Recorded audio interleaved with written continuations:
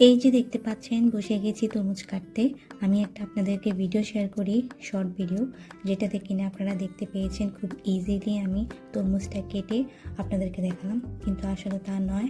এই ভিডিওটার পেছনে এই যে দেখতে পাচ্ছেন তরমুজটা কাটতে আমার কত কষ্ট হয়েছে, কারণ আমার ছুরি দিয়ে তরমুজ কাটার অভিজ্ঞতা নেই। আমি বটি দিয়েই তরমুজ কাটতাম। তো আমি যখন তরমুজটা কাটতে যাচ্ছিলাম, তো ও বললো যে একটা ভিডিও করে ফেলো।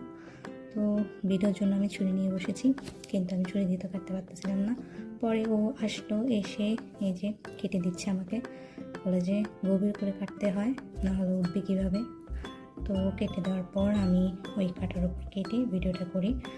আসলে আমরা কাট করে এই ভিডিওটা আপনাদেরকে শেয়ার করি, কিন্তু এর পেছনে অনেক বিহাইন্ড দ্য সিন থাকে, ওইটা শেয়ার করা হয় না।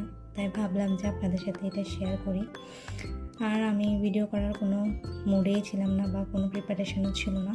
হঠাৎ করেই বসে বললাম ভিডিও বানাতে, তাই ড্রেস ট্রেসও চেঞ্জ করিনি, রেডিও হইনি, যেভাবে ছিলাম ঘরে ওইভাবেই চলে এসেছি। আমাদের ঘরে তরমুজ আনলে কিন্তু ভালো পড়ে না, কিন্তু এই তরমুজটা ভালোই পড়েছে, অনেক লাল ছিল এবং মিষ্টিও ছিল।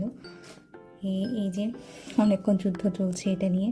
তো ফাইনালভাবে কাটতেছি, কেটে তরমুজটা বের করতে পারলাম, বের করেছি।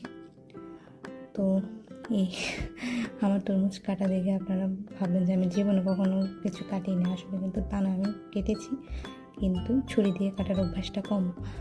এই যে বের করলাম।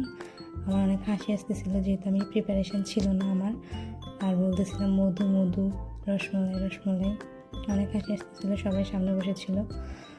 তো পরে টেস্ট করে দেখলাম তরমুজটা আসলেই মিষ্টি ছিল। আমার রিয়েল এক্সপ্রেশনটা এখানে আসছিল, মধু রসমলাই বলতেছিলাম। তো এটা বলার পর ও একটা নিয়ে খেয়ে ফেললো। ও বললো যে মজা আছে, মিষ্টি আছে। তো পরে বাকি সবাইদেরকে কেটে দিলাম, কেটে সবাই খেলাম। এই ছিল আমাদের তরমুজ কাটার পেছনে।